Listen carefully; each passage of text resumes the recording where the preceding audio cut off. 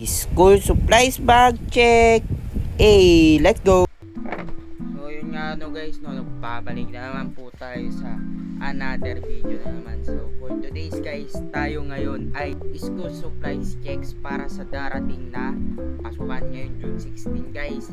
Dalawang araw na lang guys, kaya tayo ngayon ay mag-share ng ating school supplies ngayon. Kung ano nga bang school supplies ko ngayong grade 11. So let's go.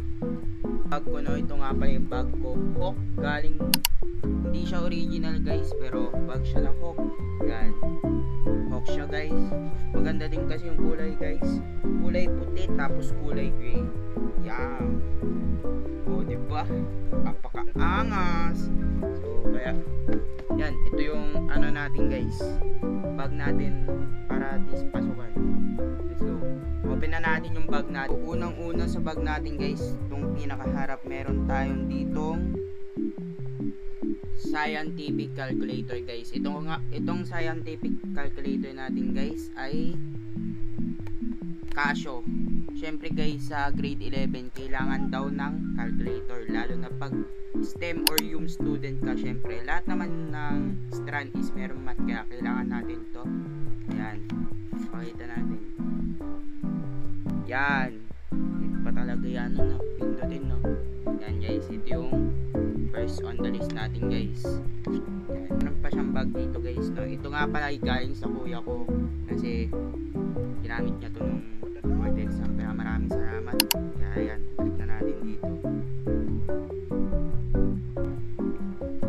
Tapos next on the list guys ay itong pencil case natin guys.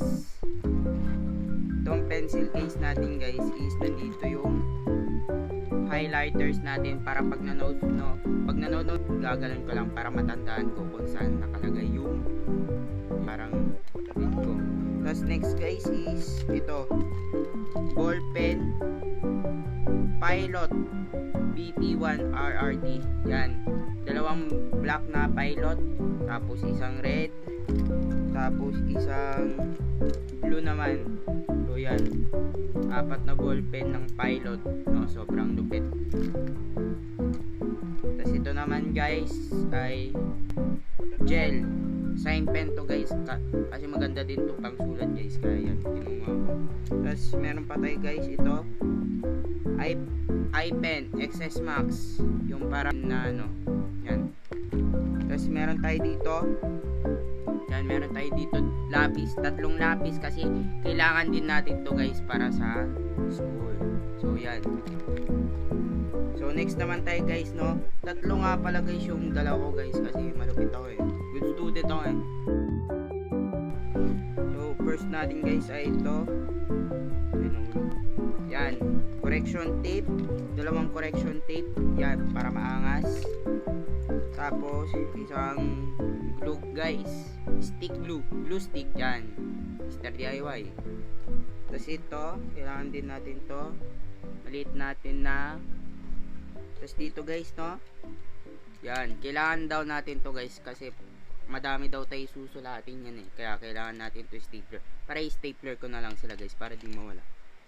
Ito, pantasa, another pantasa, dalawang pantasa guys, kasi pa gamitin ng kaklase natin na ibigay natin, lalo na pag si crush. Walang ganoon. Tapos ito again guys, no, pambura. May pambura na to, pero mas maganda kung may pambura pa rin. So yun yung pinakauna natin guys dito sa harap. Next naman tayo sa likod. Pala guys, ibalik muna natin to. So time lapse guys. Dito naman tayo sa pinakalikod. Dito guys, dito natin makikita. Yan. So unang-una dito sa list natin guys ay yellow pad. Ayan, yellow pad guys, kasi kailangan natin to. Yellow pad na 60 leaves. Yan, diba lupit? Yan. So yan yung pinakaunang list natin guys, yellow pad. Ito muna.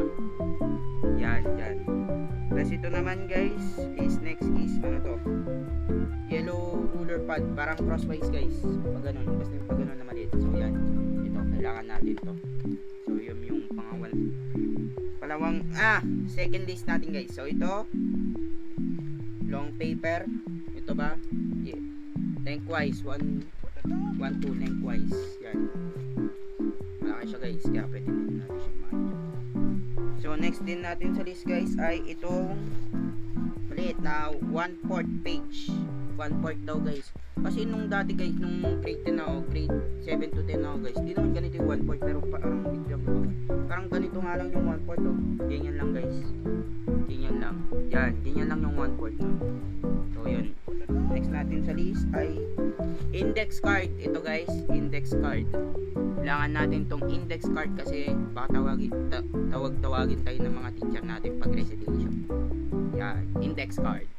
So next naman natin sa list natin ay meron tayong binder dito. Yan, ito yung binder natin.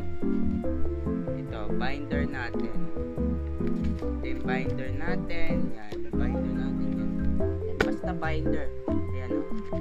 Yan, binder yan. Tapos next naman sa pinaka last list natin dito sa loob ng bag ay ito, parang binder siya guys na ano, pwede mo siya i-clip yan.